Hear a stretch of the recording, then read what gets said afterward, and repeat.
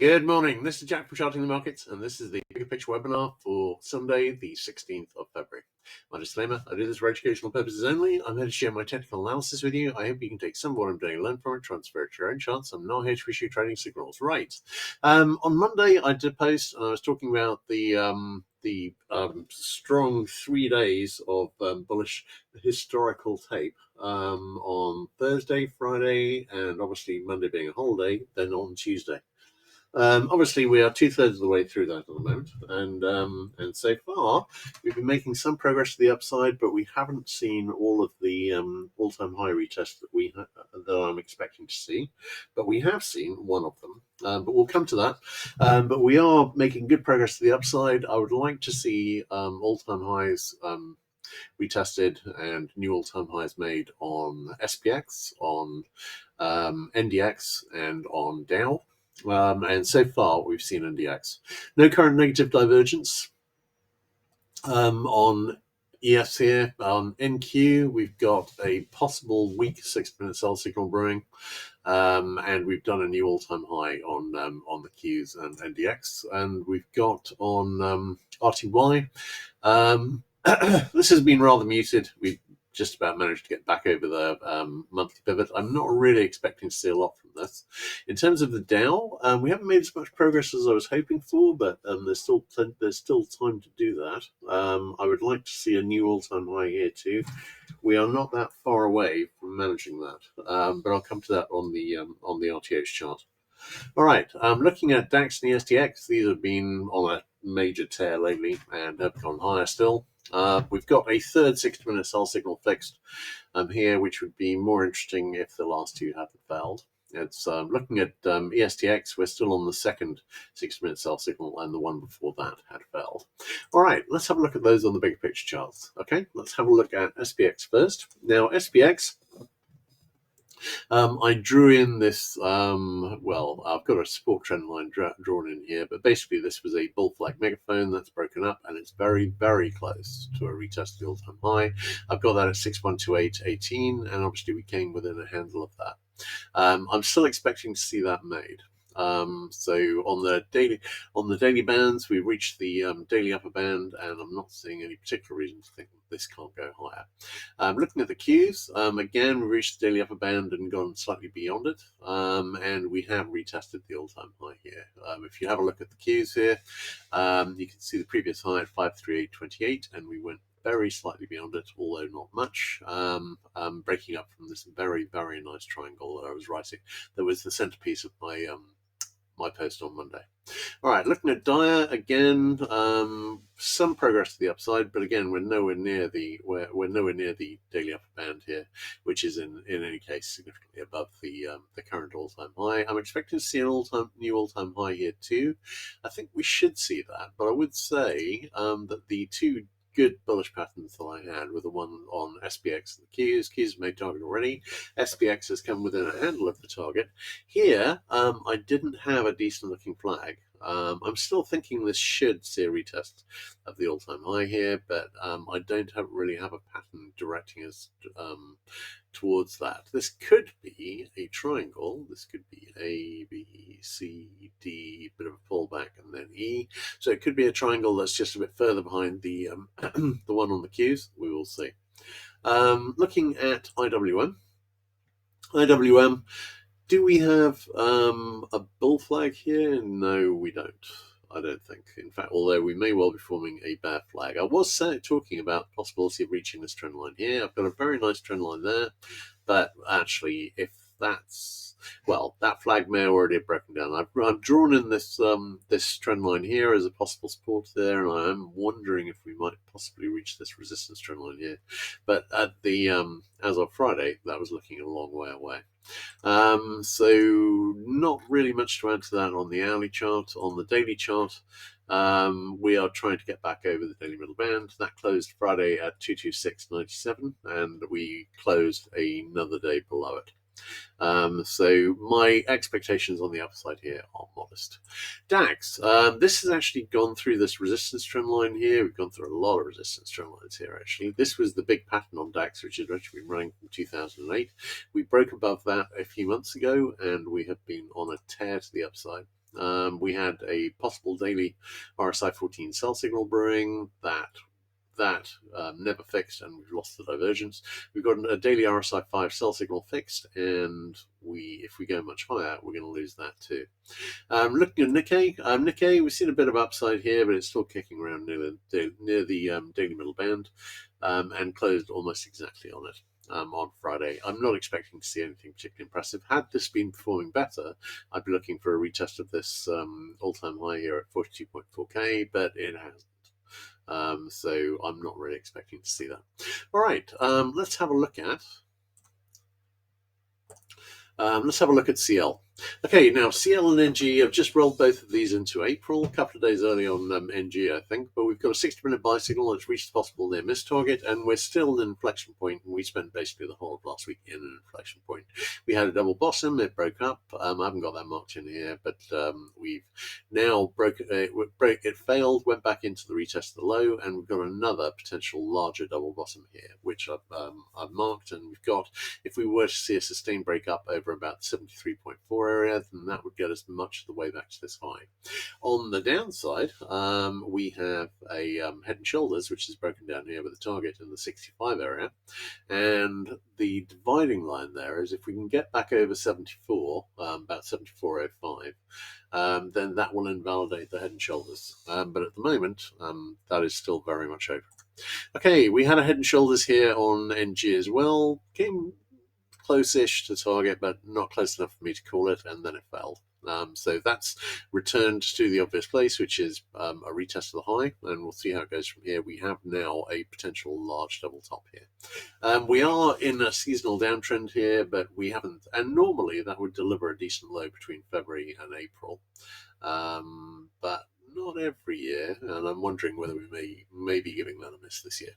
All right, let's have a look at the natural gas and CL charts. So CL, no current divergence, sharp retrace, nice looking potential level bottom here.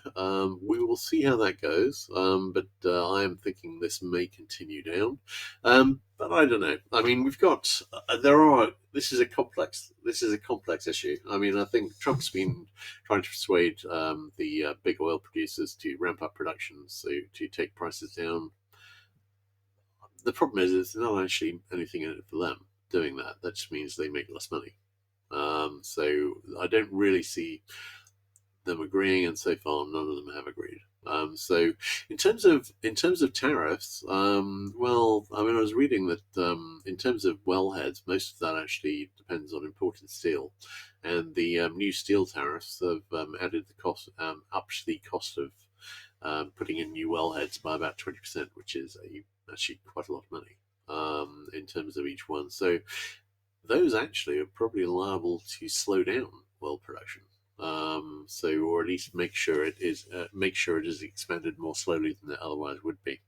In terms of drill baby drill, these things take a while. I'm not sure this has any significant impact in the short term, and in the short term, we are holding below the daily middle band here, and we've held it as resistance there, we've held it as resistance there. This could easily go lower. We shall see. All right, looking at the bigger picture, I'm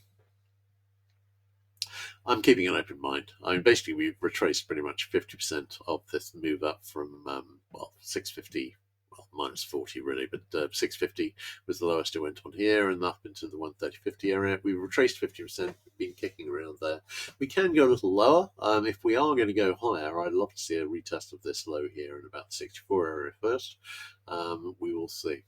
All right, looking at natural gas on the bigger picture, I'm just showing you the monthly to show you how much potential upside there is. And we've broken up for a double bottom here. I haven't marked it on the monthly chart, but I have marked it on the weekly chart here. And we've broken up for a double bottom here, which if it goes to the persist the upside, would actually have a target in the 575 to 625 range. In terms of the bigger picture, that wouldn't actually be a huge rally. And that would actually only be slightly over 50% of the retracement of the move down from the high in 2022. So I'm taking that seriously. The timing's not great for it. I mean, as I said, we are on a seasonal downtrend here, but nonetheless, it doesn't seem to have been bothered by that so far, and it may be that it's just going to continue up. So we shall see. But that is the big double bottom there, and we are waiting to see whether that will deliver. All right, great. Let's have a look at gold. Now, we've got some interesting stuff happening on precious metals this week. We did see a significant retracement on gold after some really nice moves, and we're finding resistance obviously slightly under 3,000. But I have to say, looking at the charts in the round, we may just be starting to see a much larger retracement happen. On SI, we got up to 34.25. That isn't my target. I've got that slightly over 35, but nonetheless, we've seen a sharp pullback there. And I've got more to say about all of these on the daily charts. On HG, again, sharp retracement after a move up to 485. Again, that hasn't really reached the obvious resistance above, but I'm thinking we may well see a significant retracement here. And in a moment, I will show you why. All right, let's have a look at GC. Okay. No divergence here, and I would say that the obvious resistance trend line that I'm looking at here would actually be up in about the 30.25 area, and I'm thinking we might be making that. But I'm thinking we may well see some retracement first. Looking at silver, silver hasn't reached the 35.07, which I think is the obvious target here, but again, I'm wondering about retracement, and you saw a sharp spike up, which was mainly retraced on the day. Looking at palladium, nice inverted head and shoulders that's broken up, but get below 959, that'll fail probably back into the lows. On platinum, platinum, we've got no current divergence. Actually, that's not true. We've got an RSI 5 sell signal fix. Sorry, I'm going to mark that in. For some reason, I missed that. It's we've got an RSI 5 sell signal fixed, and I have to say that looks a little worrying in the context of some of the other sell signals I've seen on the metals complex, and we're about to get to those. So bear with me a second. I'll just write that in. Because when we get to copper and GDX, some sell signals are fixed, which actually could be more problematical. And this is one reason I'm thinking we may be about to see a significantly larger retracement on precious metals. We'll see. All right, so let's go on to that, and let's have a look at copper. Okay, on HG, RSI 14 sell signal fixed, RSI 5 sell signal fixed on the daily. We are not anyway close to target on either of those. We've got exactly the same on the index. Now, what I would love to see, having got over this 4.79, is to see a move towards a retest of the all-time high at 5.199. But could we see a retracement here? Yeah, we've made a long way in a fairly short time, and it wouldn't surprise me to see a retracement. And the daily sell signals are suggesting we may be about to see that retracement. We've also got sell signals fixed on GDX and GDXJ on the daily. So I'm thinking we may well be about to see a decent retracement. We'll see. All right, let's have a look at ZB. Now ZB, I've got this. This is a potential bear flag that has broken down, but obviously as part of that, you would often see a retest of the high, and we've got an inverted head and shoulders, which is broken up with a target and a retest of this high. That could be when we get there, second high of a double top, which would be of the right size to get us back down into a retest of this low. And I do have TNX targets above, which would be targets below on ZB, and I've been talking about ultimately hitting the 104 to 106 area for months and potentially going a lot lower, and I'm still thinking of that, so we shall see. DX, I've been wondering what's been happening here, but actually we've got a pretty nice looking flag here. It's really not bad. Very nice looking support trend line here. If we hold here, and we haven't seen a definitive turn here yet, but if we hold here, then this is a flag which would be leaning towards seeing a retest of this this high here in the 110 area. When we see that, we could either go higher up into the retest of 114.75, I think, or 57 heads, or this could be the second high of a double top, and then that takes us down. Let's have a look at those on the bigger picture charts. And hang on one second, bear with me. All right, okay, let's have a look at dollar. Dollar, we've got an old RSI 14 sell signal fix. We've now got a nice flag.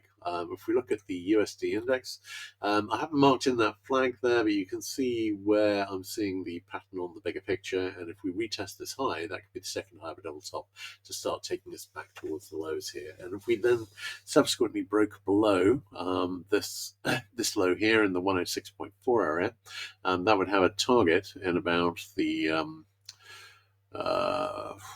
be 102.8 error, I think, but that could get us a long way back to the base of this rising megaphone, which could be a bear flag on the bigger picture. I'm still thinking we may go back up and retest 114.75, but it's not a bad looking setup to retest 110 and fail. All right, bigger picture. And I'm thinking the more well, there are a number of reasons to think we might see a serious breakup in bond yields later in the year and a lot of weakness in bonds. I think particularly the level of the debt and how much the bond market think that the government is paying attention to the fact that they would like to be repaid someday, and its ability to repay.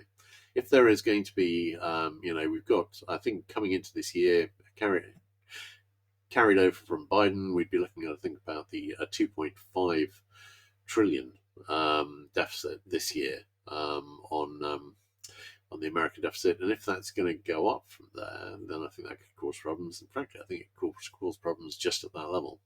So I'm watching that with interest. In the short term, I'm not really seeing anything compelling. If we see that retest of the high here on ZB, we could retest this low, maybe head up from here, but I think this is a flag forming. But and we do have a decent looking flag here. This is a very nice looking falling wedge. That's a bullish underthrow. Retest could come back and retest this low and go up, but it's not as nice a double bottom here as it would be a nice double top on ZB. We'll see how that goes, but I am thinking this, unless this is forming a larger bull flag, which is always a possibility, but I'm not seeing any obvious sign of that so far. The obvious lean here is that this heads back up into the retest of 48.09 and then continues higher from that. We shall see. All right, great. Let's have a look at. Right, currencies, not a lot to see, although, and the least important of the currencies I look at for in terms of the dollar index are Australian dollar, which I think has a very small feature in the index, and NZ, which I don't think appears in it at all. But these two, for what it is worth, have both broken up, which is leaning potentially bearish for the dollar, but it's easy for these patterns to fail just back into the lows, and they may just do that. But I am just noting that these two patterns have formed and broken up, and they're nice patterns. KC, we're seeing a bit of retracement here. At the moment, this looks like a bull flag forming. On SB, we've got a nice looking IHS, which is, I've just rolled this into May, by the way, and I rolled cotton as well.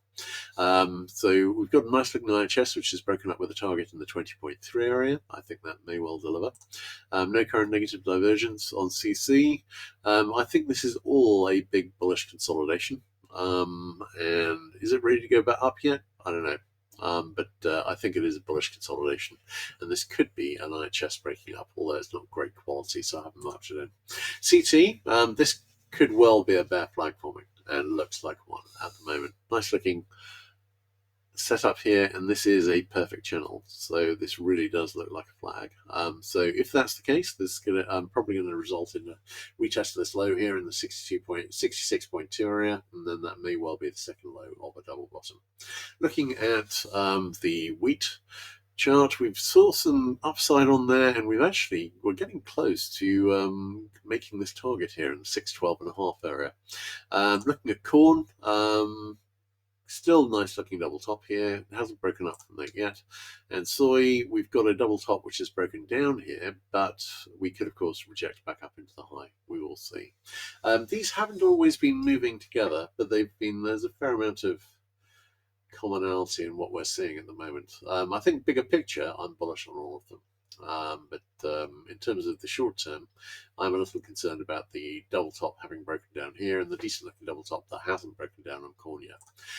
Looking at lumber, keeping an open mind, leaning lightly bullish, but I don't really have a pattern set up to hang anything on at the moment. Looking at live cattle, we've got looks like a flag which is starting to break up, but there is another interpretation for this here, which is that this is a head and shoulders, which is just broken down. But there's no reason why those two need to be incompatible. All we have to do is get over 197.6 area, fail the head and shoulders, and then reject back up to the high. And I think that may well happen.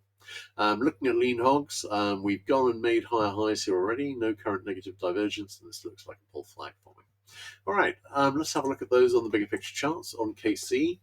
No current divergence. It looks like we've got sell signals fixing, but that's not the case because the second highs here were not higher highs.